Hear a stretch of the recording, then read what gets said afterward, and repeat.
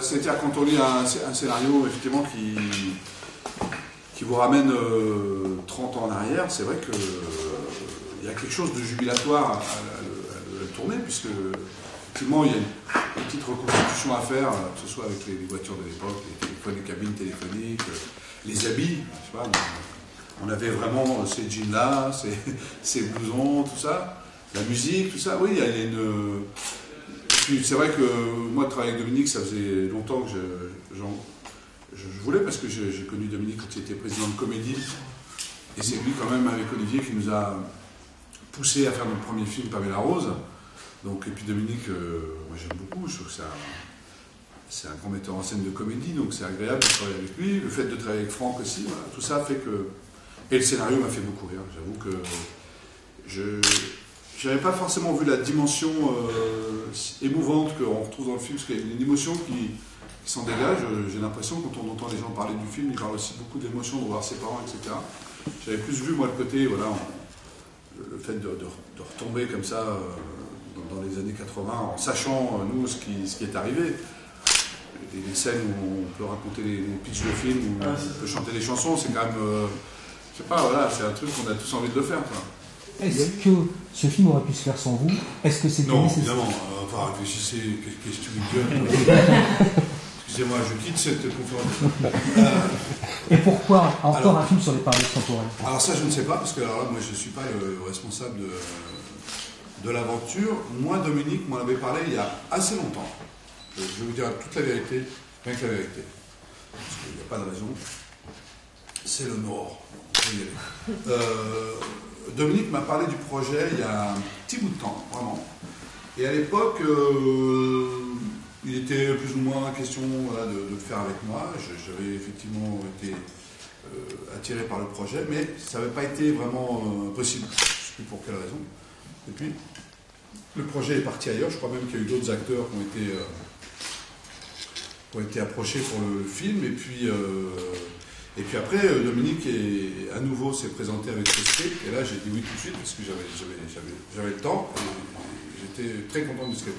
Maintenant, pourquoi faire un film sur le paradoxe temporel? Ça. Mais en tout cas, ça marche encore. Mais ben, moi je crois, oui. Il y avait quand même un gros écueil. Moi je sais que jusqu'au bout, je me suis dit, mais est-ce que le moment où. Est-ce qu'on va y croire?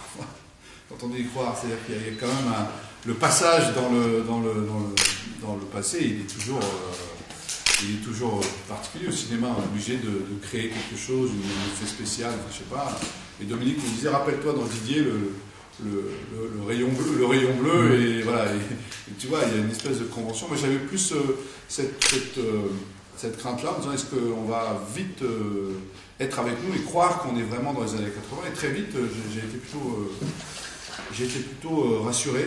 Je trouve que ça fonctionne bien, mais pourquoi ça marche encore, je ne sais pas. Peut-être qu'on a besoin, comme dans Retour vers le futur, moi, que j'adore, qui est vraiment pour moi, il fallait 3 en plus, surtout le 3 d'ailleurs. Je ne sais pas si vous avez vu les 3, parce que moi, mon fils adore le film. Moi, je regarde avec mon fils Retour vers le futur, j'arrête pas. Il y a quelque chose, comme en plus aujourd'hui, on a les moyens, on va dire, techniques quand même.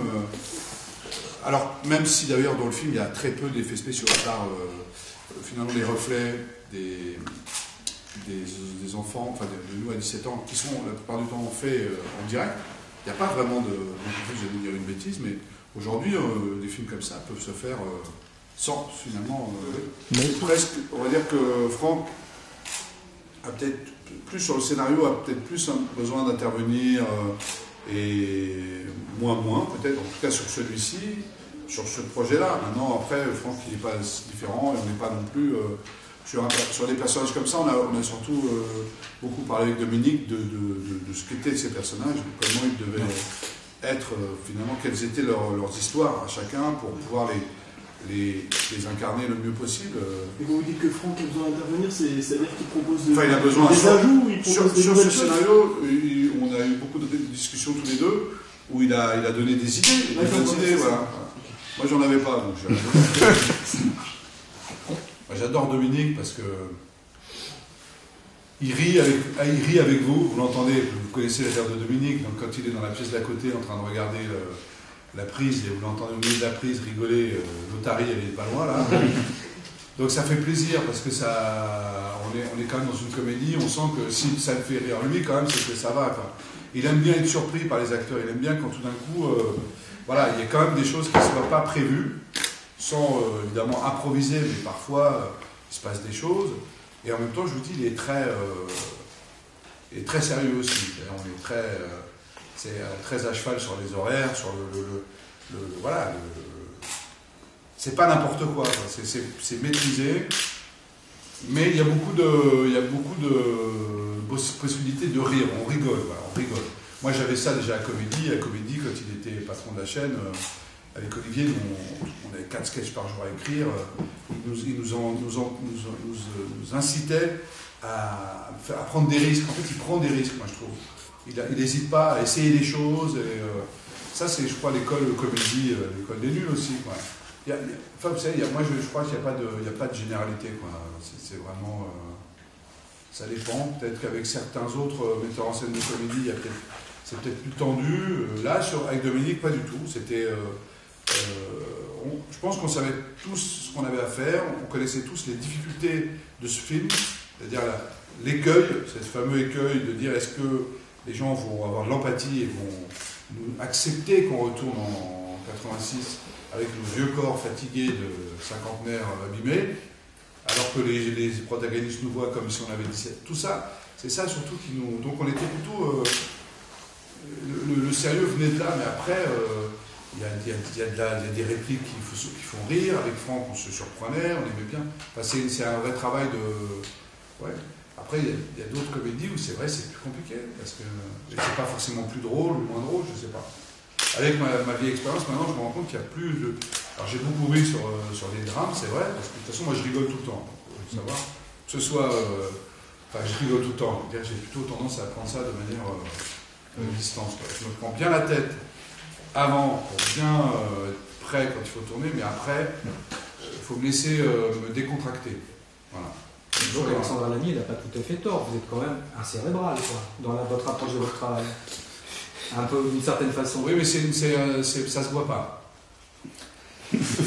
Moi, l'émotion, je trouve qu'elle vient beaucoup de la relation entre Franck et son père. Ouais, et c'était déjà un peu comme ça, c'est vrai, sur le scénario, mais moi, j'ai été plutôt cueilli et plutôt agréablement cueilli par justement les scènes entre Franck et son papa. Moi, je les trouve très émouvantes et voilà, je pensais pas que ça allait être aussi touchant. Quand il lui dit je t'aime à la fin, c'est vrai que c'est particulier. Non, je sais pas, il a une façon de regarder Gérard.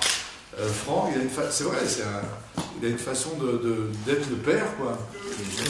Maintenant, on passe par Internet souvent maintenant pour faire beaucoup de... L'humour, il est beaucoup plus libre et vraiment sans limite, je trouve, sur Internet qu'à la télé, par exemple. Moi, je dirais simplement qu'aujourd'hui, il n'y a plus tellement... les chaînes n'ont plus tellement l'occasion de... Alors, à part peut-être... parce que nous, ce qu'on faisait, on faisait des parodies, mais on faisait jamais non plus des choses très engagées, on n'est pas des chansonniers, vous voyez ce que je veux dire. Mais j'ai l'impression que c'est surtout la télé qui... J'ai l'impression que la télé laisse plus de place comme ça à des jeunes, à des comiques qui font un peu comme les nuls faisaient, comme nous on a fait, j'ai l'impression. Maintenant, c'est surtout sur Internet qu'on trouve les comiques d'aujourd'hui, je trouve. Mais est-ce qu'on est complètement bouffé par le politiquement correct? C'est dur pour un comique aujourd'hui d'exister? Non, je crois pas. Le comique, il peut exister sur scène. Il y a moyen toujours de s'exprimer sur la scène. Il n'y a peut-être pas la plume. On n'a peut-être pas les mêmes plumes qu'on avait à l'époque, quoi. Je pense qu'il y a aussi une question d'auteur. L'époque est peut-être inspire moins ces comiques-là. Est-ce qu'aujourd'hui, des proches ou connus, ils seraient toujours aussi corrosifs aujourd'hui, je ne sais pas. Mais moi, je peux pas Internet permet quand même d'avoir une liberté de ton qui reste, même si à la télé c'est politisé. Ça reste quand même gentil en fait. Ouais. Si vous avez envie j'essaie de comprendre ce que dit monsieur, oui c'est gentil. Si vous avez envie d'être méchant sur Internet, on vous l'empêchera pas en fait, quoi. C'est ça. Non mais méchant de toute façon...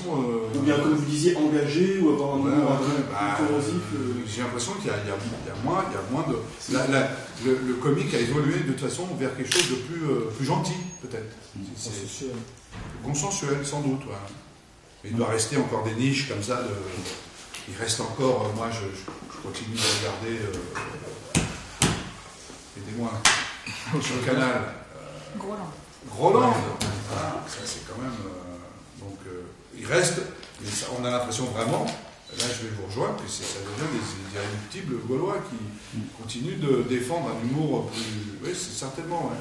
Il n'y a plus de chaîne, parce qu'il n'y a plus de chaîne de comédie, il n'y a plus de. Oui, il n'y a plus de. Maintenant, qu'est-ce que c'est l'humour à la télé? Je vous dis, c'est Groland, c'est. Je sais pas. Des guignols aussi. C'est vrai qu'il n'y a plus de laboratoire, tu as raison, en comédie c'est un laboratoire. Ah, comédie, mais parce qu'on ne savait pas qu'on le regardait. Je vous dis encore une fois, il y avait. Je pense qu'à partir du moment où vous avez de l'audience avec de la pub, les pubs elles ont aussi leur mot à dire. Après, il y a des directeurs artistiques qui vont dire non, mais ça, il ne faut pas le dire parce que nous, on était. C'est pour ça que ça nous a permis, nous, après, finalement, d'exister, de se construire. Voilà. C'est pas drôle tout le temps, mais au moins, c'était tout le temps.